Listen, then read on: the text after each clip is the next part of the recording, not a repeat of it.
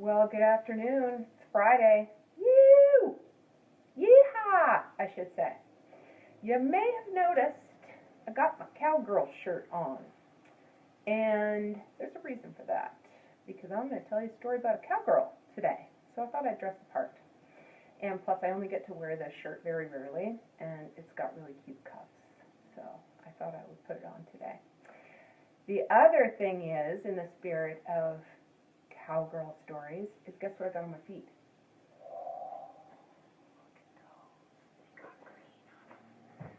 They're kind of awesome.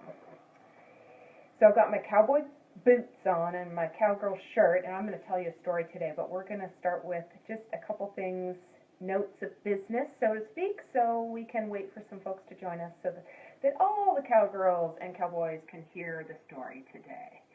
So while we're biding our time, first of all, happy Thanksgiving. I hope you all had a wonderful Thanksgiving.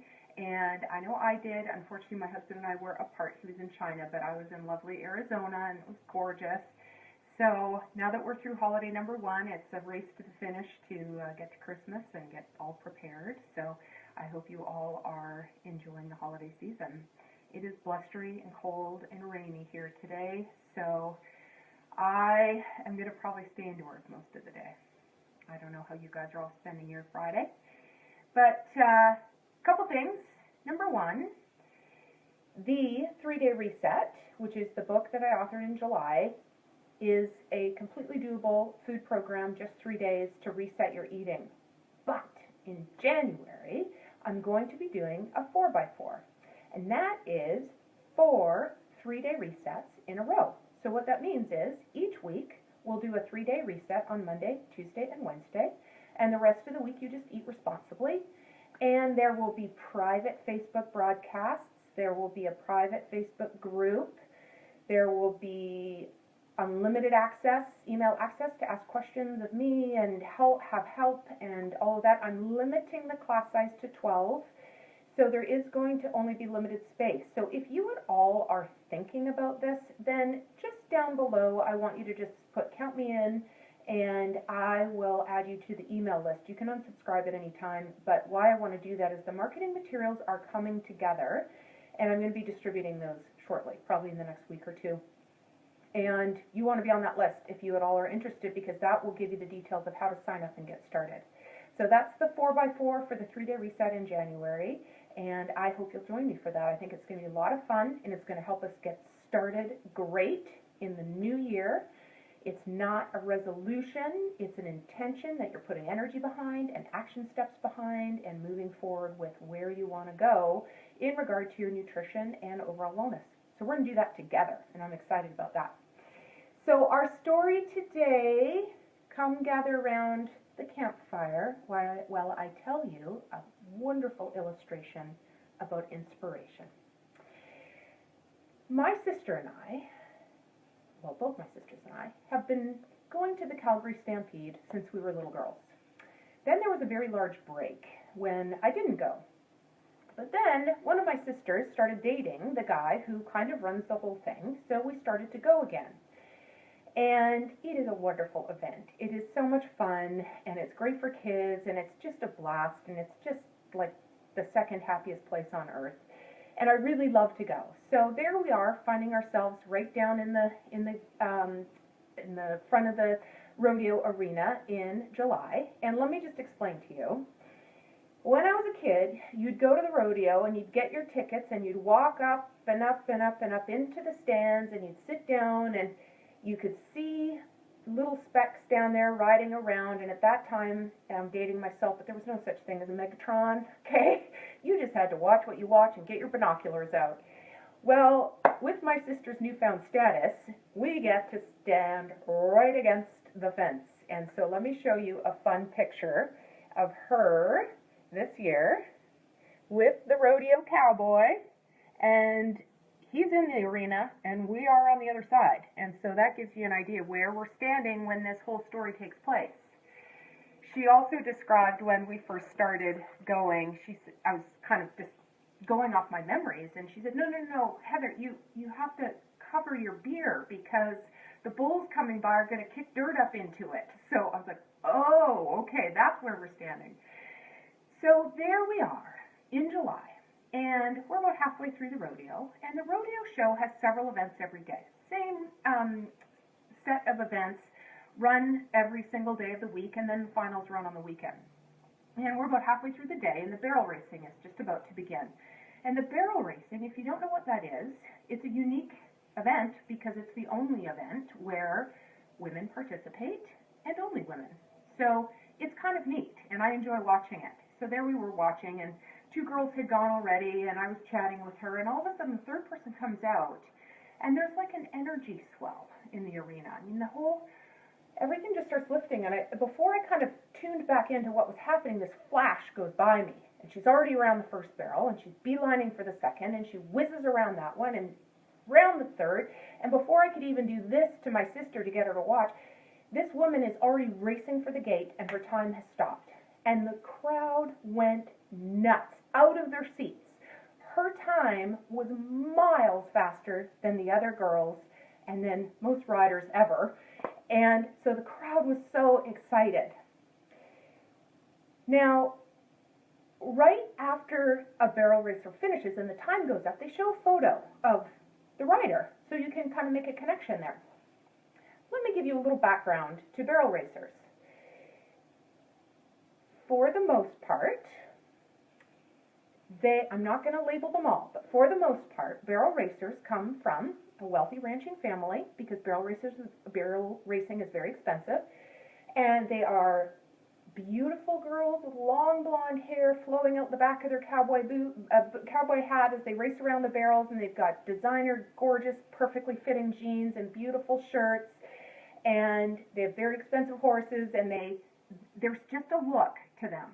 So when this woman's picture gets flashed up on the screen, and she's got short black hair, and she's got no makeup on, and she's tough, no fuss, no frills, Mary Berger, I was blown away. I was like, that is so awesome. Then I find out she's 67. Barrel Racing Grandma is what they named her. So there's Mary Berger, 67-year-old barrel racing grandma who just blew the competition out of the water. And I was so excited by that. Then I did some research on Miss Mary, and I come to find out that she suffered Perth's disease when she was younger. And what that means is she had to use crutches her whole childhood. And in order to keep up with her brothers and sisters, she started riding her pony everywhere. And she developed a love for horsemanship. The Perth disease resolved. The love for horsemanship did not. It was solidified. So for her entire life, she's ridden horses, and she's competed, and she's dedicated tons of time and energy to this particular craft. Now, at that time when we watched Mary win, at the end of that particular event, Mary went up on stage not too far from us, and she interviewed.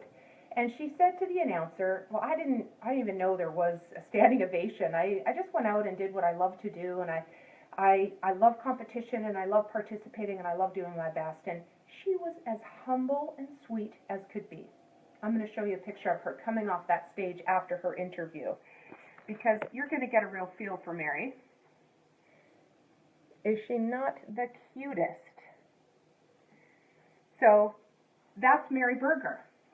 Now, she left me changed, and she gave me 5 lessons of inspiration she doesn't even know she gave me, and I'm going to share them with you. So the first lesson of inspiration is you never know how some small thing you do can inspire someone else. Mary did not set out to wow an audience, an arena full of people that day. She just wanted to go out there and ride and compete with her horse. She trained, she worked hard, she did her best, and it went in her favor. I think that Mary's family would say she's as inspirational in her love of those close to her, her kindness, her faith, as much as that big belt buckle she brought home that weekend. People who truly inspire are as influential in the small actions as they are the grand gestures. Number 2, you may never know what actions move someone to action of their own. I was moved by Mary. It made me the true meaning of inspired. I was suddenly creative. I was excited about doing some things. I wanted to go and work out. I mean, there were all these things I wanted to do because I watched this amazing 67-year-old woman outpace her competition in an incredible way. She doesn't know who I am. She'll never know who I am. Remember that whether you have influence over one person or over many, or you don't even realize you're influencing, the strength and weight of that influence is very impactful. It's important that we use it wisely. Number 3, humility is the fuel on the fire of inspiration. Now, you might remember a couple of Olympics ago, there was a lovely specimen of a sprinter who finished way ahead of his competition, and instead of crossing through the ribbon, raising his arms and looking up to his mother, he turned around and taunted the guy behind him by doing one of these and looking at him with his tongue out. That guy blew any opportunity to inspire a generation of sprinters. In fact, he might have even done more damage. He may have taught that cockiness is okay. If you endeavor to, or if you aspire to inspire, there is no place for arrogance. Number 4, dedication to one pursuit is by its very nature inspirational. Mary has been riding since she was a child. She's dedicated countless hours to it when it was hard, when it didn't really fit into her schedule, when she had to sacrifice other things, and that in itself is inspirational to me. She got up when she fell down. She went back in the ring when she lost. I suspect adversity to Mary just makes her want to set her alarm clock earlier. Number 5, wisdom brings perspective. Perspective catalyzes fearlessness. Fearlessness is the foreground for cultivating inspiring acts. 67 in a field of 20-somethings. She didn't just win, she obliterated the competition. She said she never considers her age, and I suspect she'd tell you to do the same. Mary didn't just blow the walls off the box. She declared there is no box. Now, my word of the year for 2016 was inspire. So this experience made a tremendous impact for me. And as we close the year, I think about the impact. Any idea what my word of the year is for 2017? Any impact that I might have in the following year? I want you to consider how you're influencing and how you're inspiring others.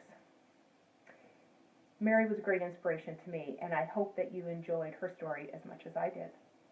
Thank you, guys. I hope you have a great Friday and enjoy your weekend. And we'll have more story times coming up on Facebook Live Friday. Keep your eyes open for what our next subjects are, okay? We'll be on again next Friday.